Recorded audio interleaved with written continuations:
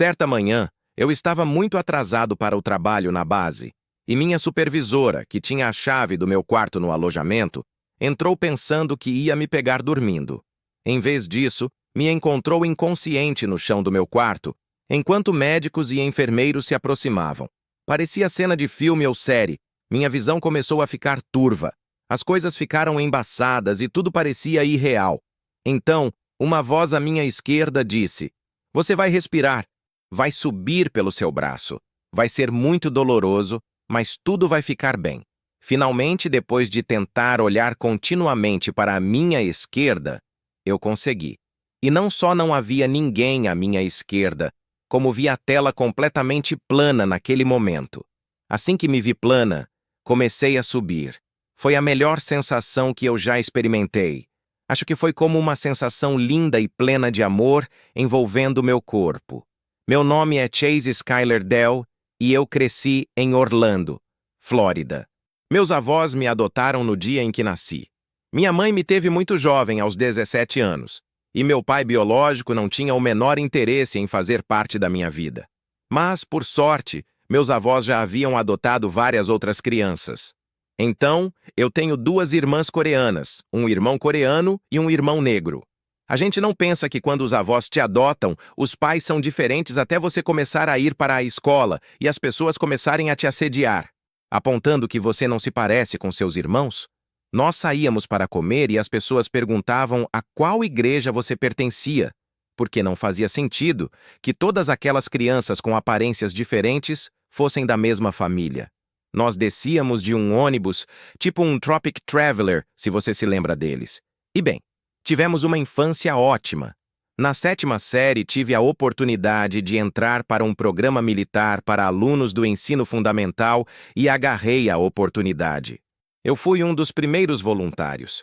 Meu avô serviu no exército e meu bisavô na marinha.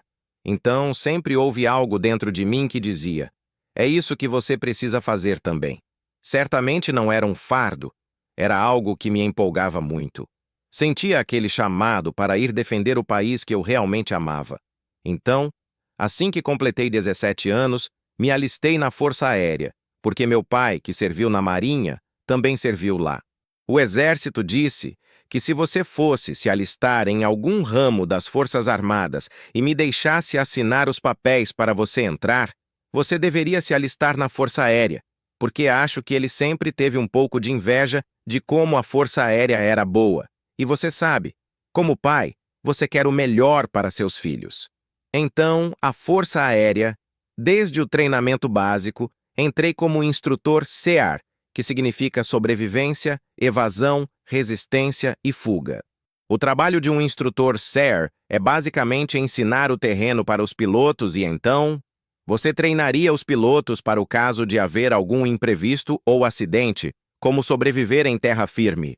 Não muito tempo depois do início desse treinamento, machuquei os 2 joelhos. Foi apenas um acidente de treinamento, infelizmente. É como se machucar na prática é meio constrangedor, mas as 2 patelas meio que saíram do lugar e romperam. A cirurgia que eles iam fazer se chama liberação lateral, e é onde eles recolocam as patelas no lugar. Olhando para trás agora, provavelmente eu poderia ter feito a reabilitação sem cirurgia, e ainda assim, eu estava fazendo o trabalho original, mas o cirurgião da Força Aérea disse que a cirurgia era a melhor opção naquele momento, e, infelizmente, a cirurgia no joelho não foi bem sucedida. Até então, eu tinha um objetivo claro para a minha vida e o que eu esperava dela, sabe? 20 anos no exército. E quando a lesão no joelho aconteceu, tudo começou a desmoronar. Meus objetivos e minha visão de vida foram por água abaixo. Foi catastrófico para mim. Eu não sabia o que ia fazer e comecei a ficar muito assustado. Eu estava nervoso. Meus amigos estavam preocupados comigo porque eu sentia que minha vida estava desmoronando. Eles começaram o processo de aposentadoria, dizendo que meu corpo não estava mais bom o suficiente para continuar no exército. E é um processo longo. Durante esse tempo, comecei a chegar atrasado. Eu era jovem e um pouco profissional nesse sentido, pois sabia que ia sair do exército. Então o que eles iam fazer? Me demitir? Então eu chegava atrasado. De vez em quando eu ia ao meu escritório. Então uma manhã eu estava muito atrasada para o trabalho na base. E minha supervisora, claro, tinha a chave do meu quarto no dormitório. Ela entrou pensando que ia me pegar dormindo, mas em vez disso me encontrou inconsciente no chão do meu quarto.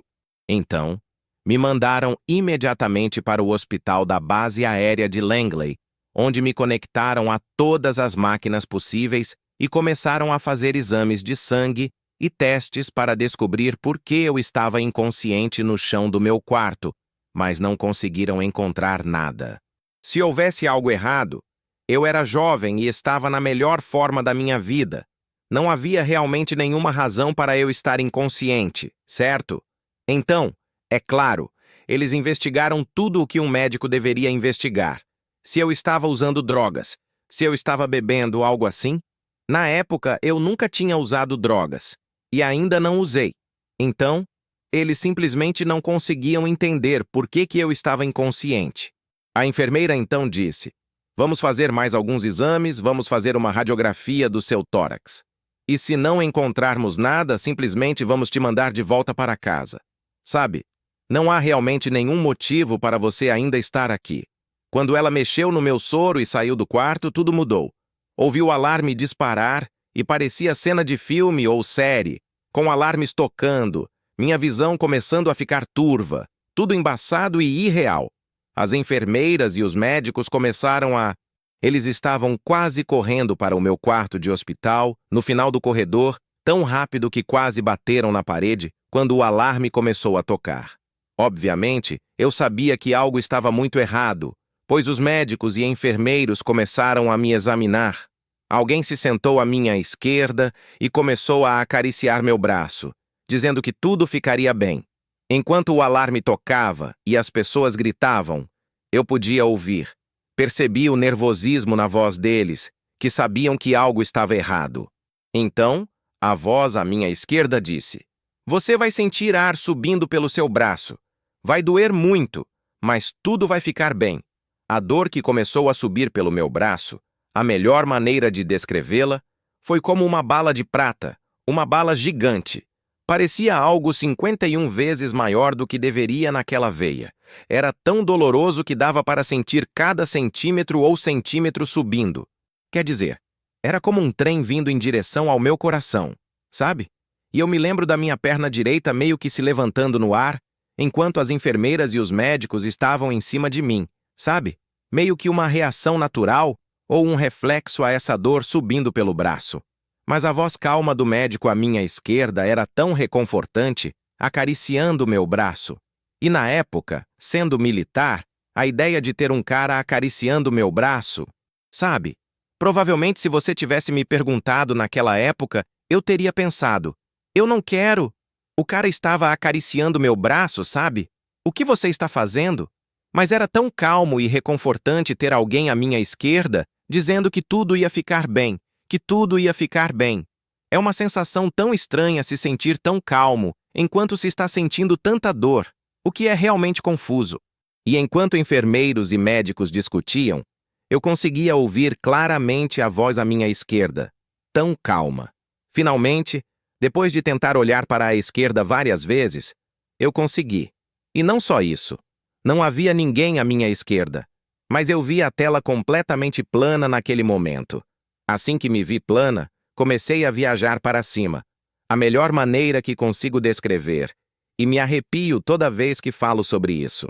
Simplesmente, senti como se tudo começasse a se libertar no meu corpo, como gelo, uma sensação realmente incrível e maravilhosa, do meu corpo começando a se libertar e a jorrar do meu peito, quase como um túnel de luz saindo dele.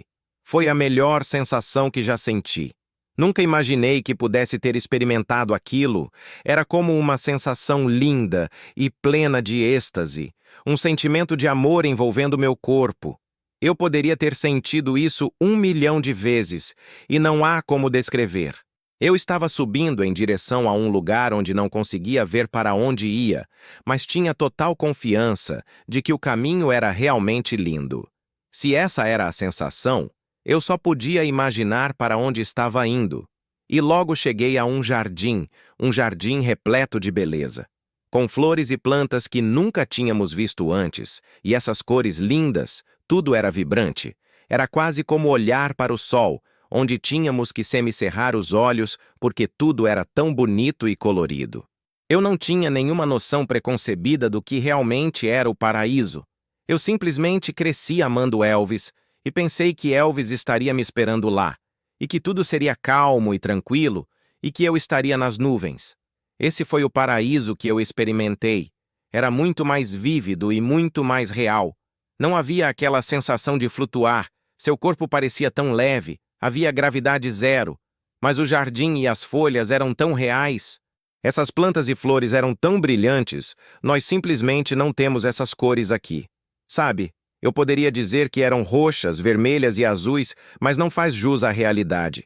Tudo era tão brilhante e quase como uma guerra. Sabe, havia uma vibração em tudo. Você se sentia tão em sintonia e conectado. Quando nós, ao passar por uma árvore ou caminhar pela calçada, você poderia dizer, que planta linda, ou que flor linda. No paraíso, eu sentia como se estivesse tocando as plantas e as flores. Sabe, quando você sonha, você não necessariamente sente algo, você meio que visualiza. E se você está sonhando, você está nesse pequeno mundo. Isso foi tão real porque eu estava sentindo as coisas. Eu sentia os grãos de terra entre os meus dedos. E eu odeio andar descalça, então foi uma lembrança vívida para mim. Eu conseguia sentir a terra nos meus pés e, à minha frente, vi um senhor de roupão correndo atrás de um menininho de uns 3 ou 4 anos, um garotinho loiro de cabelos cacheados. O menino corria na frente, olhando para trás, todo travesso. Enquanto eu observava o menino correr, eu ficava admirando aquela linda interação, quase como a de um pai para um filho. Eu via aquele garotinho tão feliz, curtindo a vida tão intensamente. Até que me aproximei, olhei para baixo e pensei, nossa, sou eu! Eu tinha me esquecido de que tinha cabelo loiro cacheado e de como eu era feliz. Ria o tempo todo e sorria constantemente quando criança. Não importava o que estivesse acontecendo ao meu redor. Eu era sempre uma criança feliz e acho que tinha me esquecido disso. Quando eu tinha 19 anos, levava a vida tão a sério. Estava tão preocupada com a carreira, o serviço militar e todas essas coisas, que me esqueci completamente de ser aquela criança feliz. Então, isso foi uma bela lembrança de como eu costumava ser. Assim que vi o homem se virar para mim, soube imediatamente que era Jesus. E devo dizer que Jesus não tinha a aparência que eu imaginava, mas eu tinha tanta certeza de que era ele. Tinha cabelo castanho curto, olhos verdes penetrantes e o maior sorriso possível. Mas quando você é criança, vê muitos homens com cabelo loiro comprido e magros. E este homem era um homem saudável e pacífico, vestindo uma túnica. Mas tão certo quanto você sabe o que sua mão esquerda e sua mão direita, e você se olha no espelho e sabe que é você. Eu sabia que era Jesus. E naquele momento, Jesus se virou para mim e basicamente me mostrou que é assim que sua vida deveria ser, espalhando luz, amor e risos, quase como um lembrete de que você já esteve aqui e já sabe disso.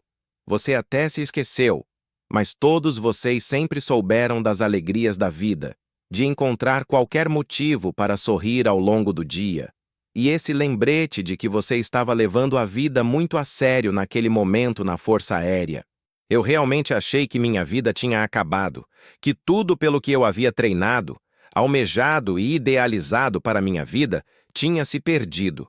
E aquela conversa sozinha foi suficiente para eu dizer: ok, estou me concentrando nas coisas erradas. Estou me concentrando na carreira, no dinheiro, em garantir que consiga pagar o carro, quando na verdade nada disso importa no final das contas. O que importa é me sentir realizada e sentir que contribuí para o mundo, fazendo as pessoas sorrirem. E foi algo tão... Uma boa lição disso é que a vida deveria ser assim para sempre. Você deveria sempre encontrar alegria, risos e felicidade.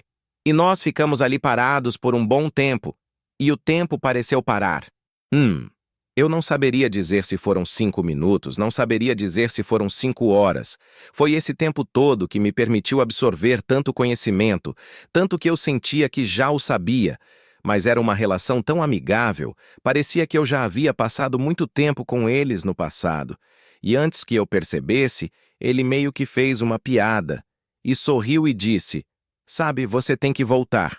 E eu não discuti, apenas disse: "Sim, eu sei." Foi como um lembrete de que já estive nessa situação várias vezes. Talvez não de forma tão dramática quanto uma experiência de quase morte ou uma parada cardíaca, mas já estive lá tantas vezes que foi como se ele dissesse: "Sabe, você não pode ficar aqui por muito tempo, tem que voltar." E eu disse: "Ok, entendo." Foi uma coisa bem descontraída e amigável, como se estivesse se despedindo de um amigo. Você sabe que já o viu antes e que vai vê-lo de novo, então você está apenas dizendo adeus por enquanto. E foi muito tranquilo. Não havia nenhuma parte do meu corpo que dissesse que eu queria ficar. Era como passar um tempo com um amigo, sabe? E você tem que voltar para casa antes de voltar para casa de novo. E parecia que tudo estava tão claro que eu tinha muito mais a fazer. E antes que eu percebesse, eu estava de volta ao meu corpo em uma cidade diferente, fora da base. Naquela época, a Força Aérea me transferiu para fora da base, para um hospital em Hampton, Virgínia, onde fui declarado morto. Acordei e comecei a abrir os olhos. Sabe quando você tem um sonho tão bom? Você pensa que é só um sonho e fecha os olhos para voltar à realidade. Aí você abre os olhos de novo e pensa: "Não posso voltar agora." Meus olhos estavam abertos e meu corpo parecia completamente normal. Eu não sentia nenhuma dor no peito. Obviamente, a confusão havia começado. Eu não estava no mesmo quarto em que morri, e as pessoas que passavam pelo corredor não estavam usando uniformes militares, então ficou muito claro que eu não estava mais na base. Logo depois, uma enfermeira apareceu e eu a cumprimentei. Ela parecia exausta e disse: "Vou chamar um médico", e saiu correndo. Um médico voltou e disse: "Não sei o que te dizer, mas vamos te mandar de volta para a Força Aérea, e eles podem fazer o que quiserem com você." Foi isso. Consegui ligar para um amigo, falei com ele e disse: "Acabei de morrer. Você pode vir me buscar no hospital?" Ele disse que sim, claro. E fizemos o que toda pessoa que morre e volta à vida faz. Fomos ao Chick-fil-A porque eu estava morrendo de fome. Acho que a morte me deixou com muita fome. Fomos ao Chick-fil-A, e eu disse que gostaria muito de sair da cidade por uns dias. Eu estava realmente confuso e não queria voltar para o mesmo quarto do dormitório. Então fomos. Fui a Washington, D.C. Por alguns dias, vi todos os monumentos e tirei fotos. Durante esse tempo, meu braço esquerdo estava todo roxo e preto. Os hematomas eram tão graves por causa do ar que subiu até o meu coração que voltei ao hospital novamente, porque os hematomas no meu braço ainda estavam muito ruins e eu queria uma resposta. Eu queria entender por que morri, por que tive a parada cardíaca. Então, voltei ao hospital e eles documentaram o que havia acontecido com o meu braço e escreveram um laudo. Todo o parágrafo sobre pacientes que sofreram embolia gasosa, que é quando o ar sobe até o coração. Parece que a enfermeira acidentalmente permitiu a entrada de ar pelo cateter intravenoso, que estava em uma das minhas veias principais, e acidentalmente causou uma parada cardíaca. Mas os enfermeiros e médicos também não conseguiram entender o que aconteceu. Não sei quantas pessoas que sofreram parada cardíaca sobreviveram, então nunca houve uma conversa honesta com a equipe médica sobre exatamente o que aconteceu. Aconteceu com você e nós não conseguimos entender como você ainda está aqui. E a partir daquele momento, embora eu não me sentisse confortável em contar a história para as pessoas, porque eu me sentia muito arraigado, no sentido de que se eu contasse para as pessoas, elas pensariam que eu estava louco, e essa era uma preocupação genuína, porque eu nem sabia o que era um termo de experiência de quase morte ou EQM. Nada disso fazia sentido para mim. Eu simplesmente pensava que as pessoas achariam que eu era maluco, então eu não contava para ninguém, a menos que elas realmente estivessem realmente interessadas. Perto de mim e eu, simplesmente não sabia como lidar com essa nova experiência, pela qual passei até 8 de julho de 2008. Então, apenas alguns meses depois, eu estava totalmente aposentado do exército. Uma semana depois de voltar, minha vida mudou drasticamente. Tudo o que eu achava divertido quando era mais jovem, ou qualquer coisa que me interessasse, eu dizia: "Vou fazer agora." Entrei para um clube de breakdance em uma universidade local que eu nem frequentava. Acabei fazendo stand-up comedy por um tempo. Comecei a fotografar e tive a oportunidade de fotografar casamentos, aprendi a dançar dança de salão e me tornei instrutor de dança de salão. Era como se eu estivesse riscando itens da minha lista de conquistas, pensando: tenho mais uma oportunidade de estar aqui e vou aproveitar a vida. E realizei uma lista enorme de coisas. Apresentei concursos com celebridades, participei de programas de TV e fui locutor de um time local de beisebol e hóquei em Norfolk, Virgínia, por alguns anos. Eu queria muito fazer coisas que me fizessem feliz e espalhar a alegria, o riso e o amor que me diziam para continuar compartilhando.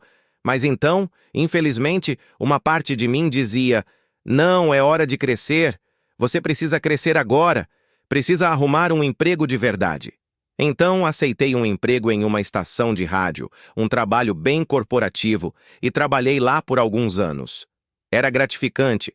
Eu pagava minhas contas. Tínhamos uma casa legal. Mas foi aí que comecei a me sentir culpada. Eu me tornei egoísta e não compartilhava mais risadas com todos. Eu ficava sentado em um escritório e não conseguia mais criar memórias para as pessoas. Então, participei de um retiro com uma organização de veteranos que envia grupos de veteranos para passar 5 dias praticando yoga e meditação. Eles conversam com você sobre como se concentrar na sua saúde mental e encontrar paz interior. Eu nunca tinha meditado nem praticado yoga antes. Um grupo de veteranos machistas. Vocês sabem, fazer yoga, claro. Talvez todo mundo tenha revirado os olhos na hora. Mas no final dos 5 dias, eu me senti mais feliz do que nunca. Então, voltei para casa e minha esposa, logo minutos depois de me ver naquela sexta-feira à tarde, disse: você é outra pessoa, parece tão relaxado. E durante esse tempo eu estava tão focado no meu trabalho corporativo, sendo o executivo sério que sou. Ela disse: você mudou, sabe? Você parece tão feliz consigo mesmo. E naquele momento eu comecei a me perguntar novamente qual é o meu propósito. Por que estou aqui? Comecei a me lembrar da minha experiência de quase morte e, em 1 ou 2 dias, comecei a sentir meu corpo completamente transformado e a me tornar muito mais consciente do meu entorno. Acho que a meditação, a yoga e os exercícios de respiração relaxaram tanto minha mente que consegui observar o mundo exterior e entender melhor como eu poderia ajudar. Comecei a perceber que tinha dons que talvez não fossem tão comuns. Como talvez eu tivesse imaginado, comecei a realmente sentir as emoções de todos ao meu redor. A intuição se fortaleceu e eu me tornei muito consciente de que, se outras pessoas ao meu redor, completos estranhos, estavam sofrendo naquele momento, eu sentia o peso de precisar curar todos ao meu redor, de aliviar o sofrimento de cada um e tentar transmitir a eles toda a energia positiva possível para ajudá-los a superar a dor. Se eles estão tristes e perto de mim, é meu dever agora. É meu dever ajudá-los. Não foi uma experiência que realmente me fez começar a aceitar e abraçar essa realidade, e sim algumas das coisas que posso oferecer ao mundo da música. Minha avó estava no hospital quando soube e comecei a orar e fazer o que sei fazer.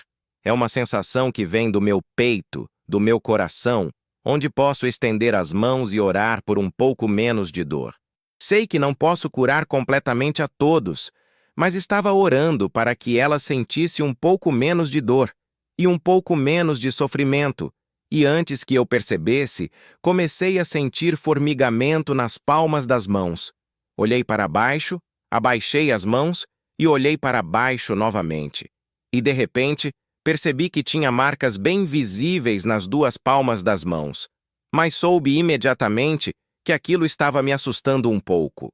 Mostrei para minha esposa e tirei uma foto, porque precisava documentar isso e talvez mostrar para alguém em quem confio. E mostrei para algumas pessoas.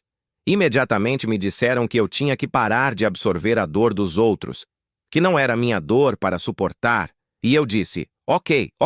Na minha cabeça humana, eu queria dizer que era uma reação alérgica, algo que estava acontecendo com o meu corpo, como ter uma erupção cutânea no antebraço.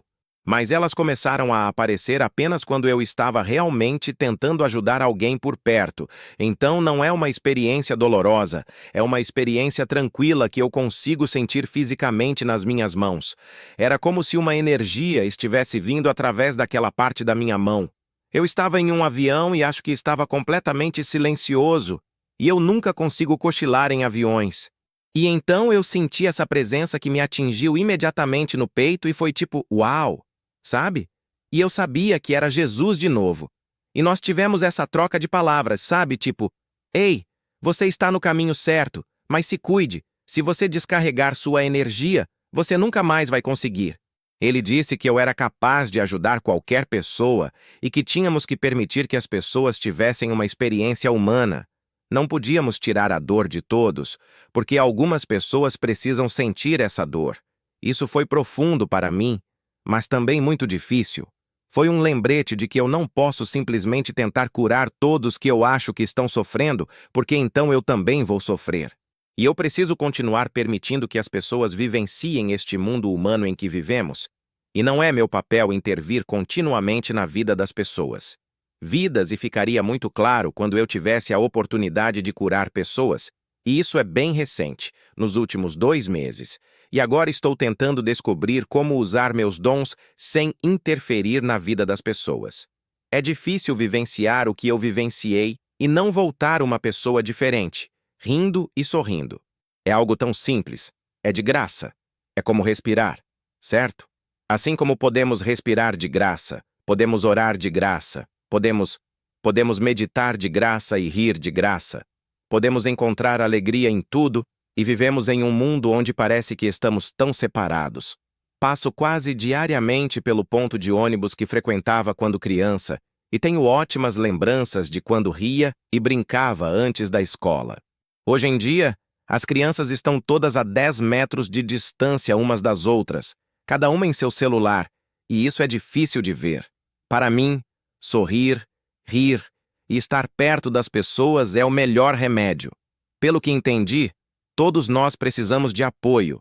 Estamos aqui para servir a um propósito muito específico, e nem todo mundo precisa ter como propósito estar com esse grande ser sagrado. Sabe, cada um de nós tem objetivos e personalidades diferentes, assim como uma impressão digital é única.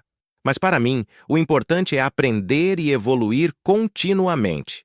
Quando você é criança, e quando eu era aquele garotinho que vi no céu, nessa idade você absorve tudo, aprende constantemente e experimenta tudo através de uma perspectiva diferente.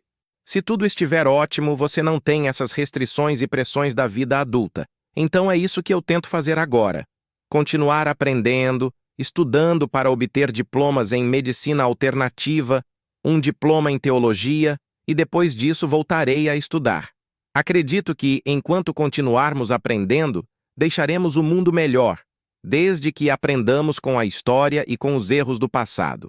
Minha avó sempre dizia que a educação curaria o mundo.